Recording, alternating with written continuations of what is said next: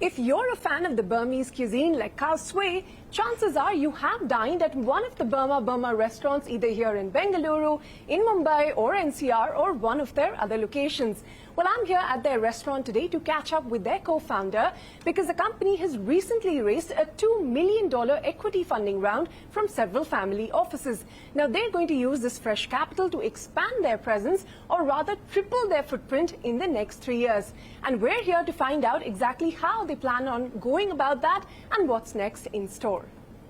Chirag, thank you very much for your time here on CNBC-TV18. What's the journey been like? I want to understand because restaurant is not an easy business to be with. When we read of statistics like, every 6 out of 10 restaurants probably shut down in the first year of operations.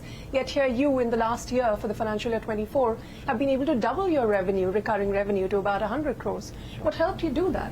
So we are a 10-year-old startup. We've we've been bootstrapped for about eight and a half of those 10 years, and we've grown organically. We've grown multi-city. We've gone through the grind.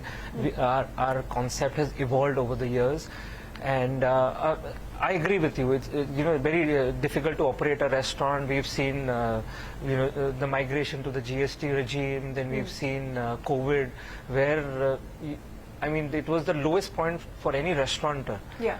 And after that, the bounce back has been phenomenal.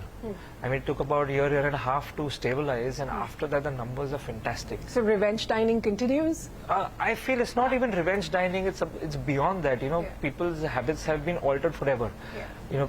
People like to socialize, and just having drinks at a brewery or a bar, that is one part of the society. There are a lot of people who just want to go out for we fall in the casual dining category. There are a lot of people who just want to have a nice meal or a different experience. That we are the only Burmese restaurant in the country and the largest restaurant group in the world. So we are giving an experience that no one else can. So if people like anything at Burma Burma, the only place they'll get it again is Burma Burma. So we are leveraging that in the last 1 year. After we raised the first formal round of funding, we have doubled our portfolio from 7 to 13, and we've increased our footprint from 6 cities to 8 cities. Yeah. And so you're at 100 crores of revenue at the moment. Give us your projections for the next year or so, whatever you'd have in terms of long-term plans, and also in terms of your bottom line. Sure. Are you profitable? Yes, we are profitable. We've always been profit conscious, and I'm happy to share July of 2024, we ended at a monthly consolidated EBITDA of 15%. And last year, by March 24, we were at an annual run rate of 100 crores. And month of July, we are at 120 crores. And in 36 months from today, we will be around 250 crore annualized revenue. And we intend to enhance our EBITDA to 20%. So in the next 24 months, we intend to open 12 restaurants in 4 cities specifically. Okay. Bombay, NCR, Hyderabad and Bangalore. These are our 3 big markets, and Hyderabad is upcoming.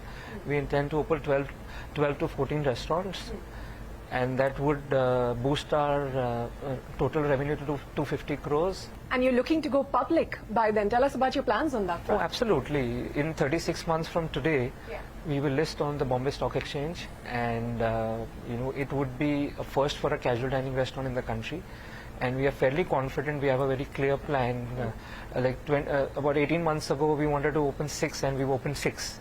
In the last 12 to 14 months, and we intend to open 12 to 4. We've already shortlisted the locations, and we've just raised our second round about a week ago. Well, let me get to that funding that you just raised, the $2 million.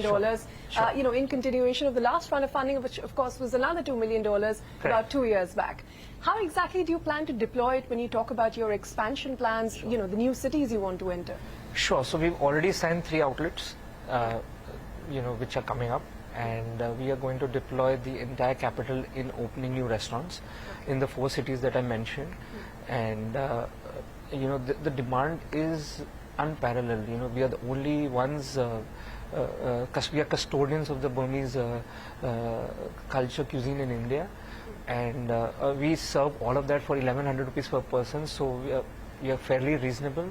And as India is growing at a very fast pace, and there are, we have about 8 metros. In the next 2 to 3 years, we'll have a list of maybe say, by the time we IPO, there will be another 6 to 8 cities ready for our further expansion. Okay. So we are fairly confident, and opening 12 to 14 is a very, very fair number looking at the population of these 4 cities. Word on the trends that you've been seeing, you're saying, what about the footfalls of the restaurants versus the percentage of revenue that you're getting from, delivery of food? Because that is a big trend that emerged post-pandemic. Sure. But now, of course, we're seeing people return for in-dining experiences at restaurants. Sure. So 2021 was a year where our delivery percentage was about 20%, between 20 and 25%. Of the revenues? Yes, yes. And now it has stabilized to about 12%, which is a more realistic number because people want to go out. I mean, they don't mind ordering in once in a while, but be it a weekend or a midweek, the people want to go out. So dine-in numbers have increased significantly, whereas the delivery numbers have fairly. Now this is where they'll stay. Between 10 to 15% is a fair number. Okay. Well, Chirag, and we wish you all the very best with that. Thank you very much for your time here. Thank you so much. Thank you for having me.